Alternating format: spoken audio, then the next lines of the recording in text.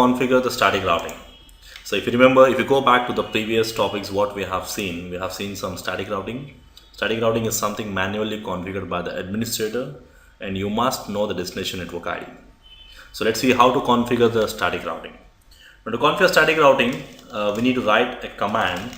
We need to go to the config mode, and then we need to say IP route destination network ID, and then we write the destination subnet mask, and then the next hop IP address. So the complete command has to be given in a single line.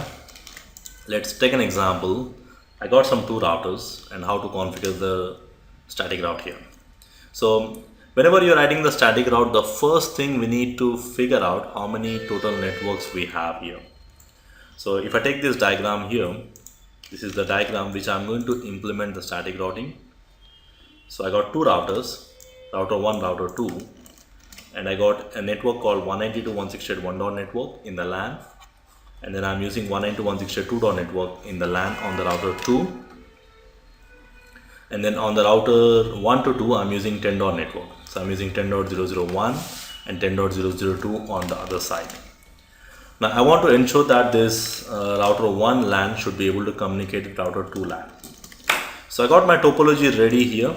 If you see, I got my basic configurations exactly the same way as I have done in the previous classes. If you remember, if I use show IP interface brief, all the interfaces are already pre-configured with the exact IP addresses as per my diagram, and all the interfaces are up. Now this is the basic prerequisite before you do anything. So ensure that you have the correct IP addresses assigned on the interfaces, and the interface status has to be up and up. So let's go and verify on the router 2.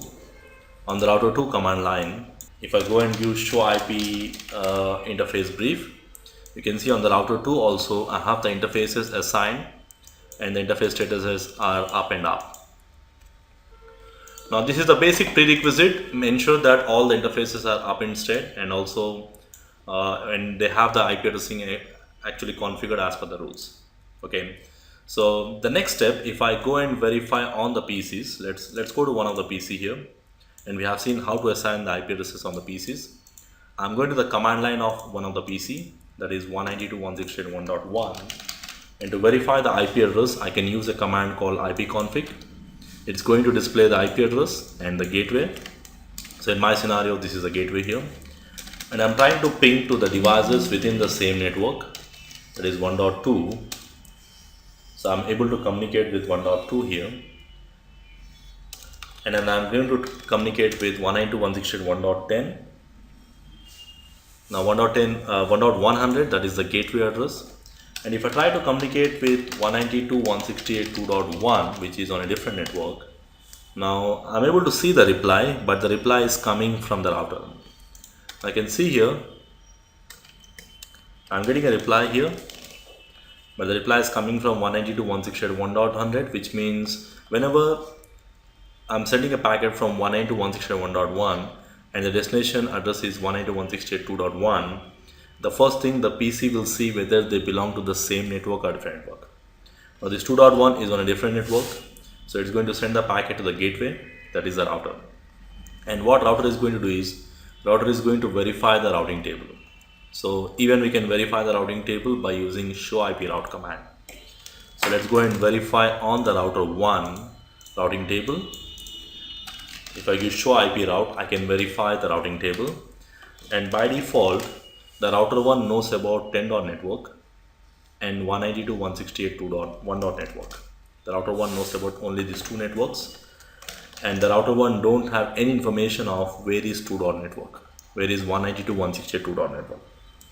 And by default the router knows about its own directly connected interfaces. It knows about 10. network connected on S0/0, and it knows about 192.168.1. network on F0/0 interface. And the router 1 don't know anything about the 2. network, and the router 2 don't know about 192.168.1. network, because they are not my own networks.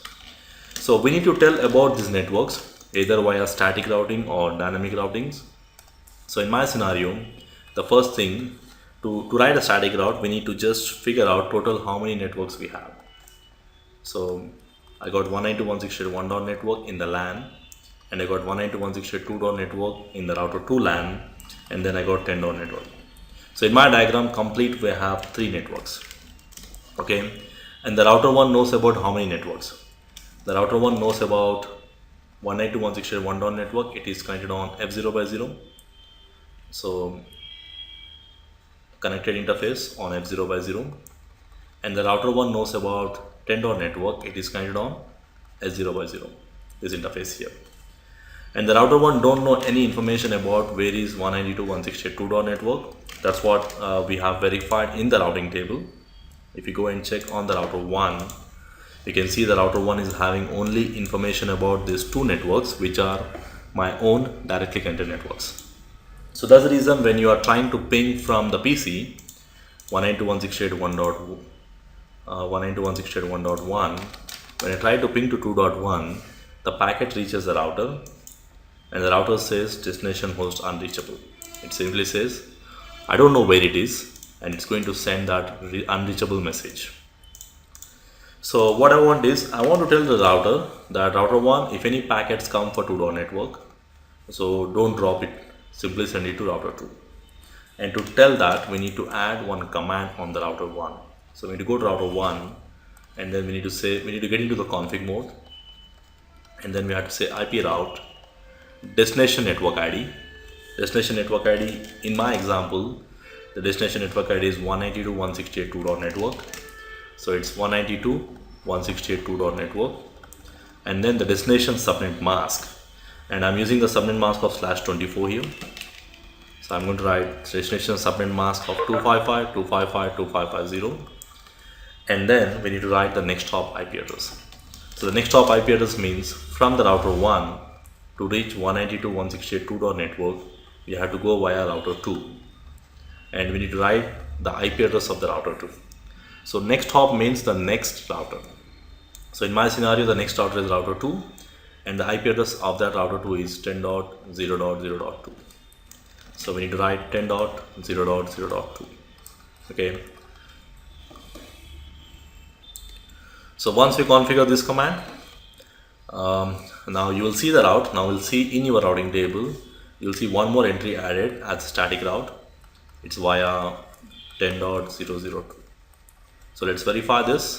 Now this is how we need to add a static route on the router, and that too, it has to be done manually by the administrator.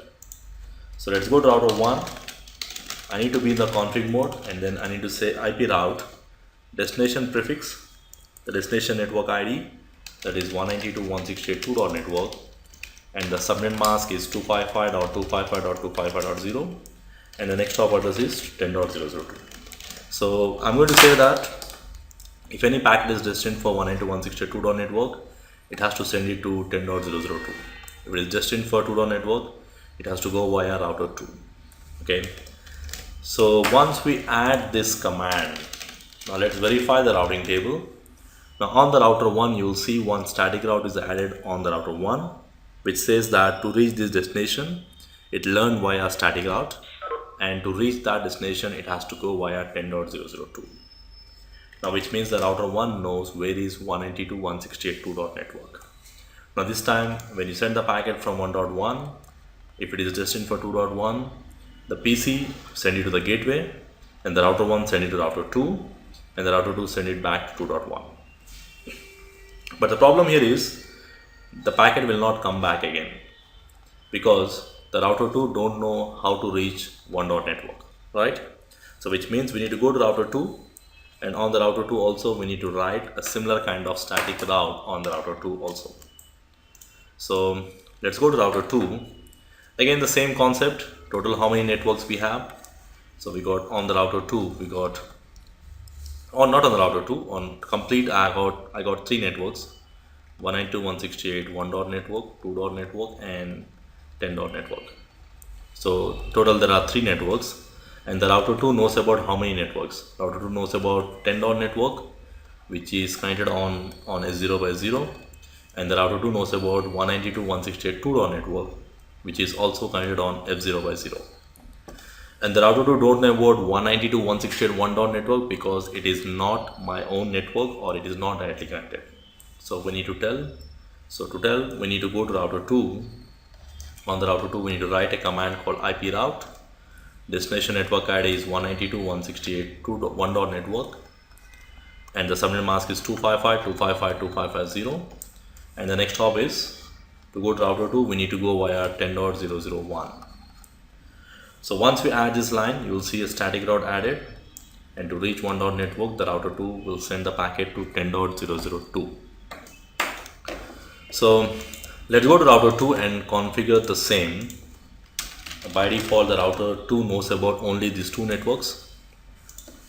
So I'm going to router 2 and I'm going to say IP route 192.168.1.network 255.255.255.0, and the next hop is 10.001. So the next hop address will be always the next router address. So once I add this line, if I give show IP route, I can see the router 2 knows about this network also. Now both the routers have the information about all the three networks which are present in my network. So the router 1 knows about this network and this network by default, and to this network we have configured a static route. Similar way on the router 2 knows about these two networks. We have added a static route for 1.network. Now if everything is okay, then you should see the 1.network should be able to communicate with 2.network. So let's see. Let's go to 192.168.1.1 computer and let's verify the IP address on this computer. So I'm on 192.168.1.1 and I'm trying to send a ping packet from 192.168.1.1 to 192.168.2.1. So let's try to send a ping message, echo message to that 192.168.2.1. Now I should see the reply should be coming. It will take some time for resolving the host, that is ARP request. We'll be getting into that more in detail when we start the switching concept. This is first is actually because of ARP, address resolution protocol, where it will resolve the IP to MAC address. So more on this I'll be discussing in my switching concepts, but as of now we are going to avoid that. We are not going to discuss that here. And you can see the reply is coming, and there is one more command we can use, tracert, to verify 192.168.2.1. When you trace, you can see the first packet goes to 192.168.1.100, that's the router 1, and then it goes to 10.002, that is router 2, before it reaches to the destination, that is 192.168.2.1. Now the basic difference between the ping is going to tell whether there is a connectivity is there or not. So either you will see the reply message if there is a connectivity, or you will get unreachable messages if there is an issue. There is an issue with the connectivity. Whereas tracert command in Windows, it will show you how the packet is traveling to the destination, what are the different hops it is going to reach that particular destination. So similar way, if you want to verify the communication process from the other PC 2.1 to 1.1, anyway it will work. But if you want to verify, you can try the same thing from 2.1. I'm going to the command prompt of the 2.1 PC ipconfig, and I'm trying to communicate with 1.1, and you can see the reply is coming, which means there is a connectivity. Tracert 192.168.1.1, you get the similar kind of result. The packet goes to 2.100 and then goes to 10.1 and come back again to 1.1, 192.168.1.1. Okay, you can see the trace hops. That's how it works. Okay, so in Windows operating system we use tracert. If you're using some Linux or on the router command line, we use traceroute command. But at the end it is going to do the same thing what we do with the tracert command.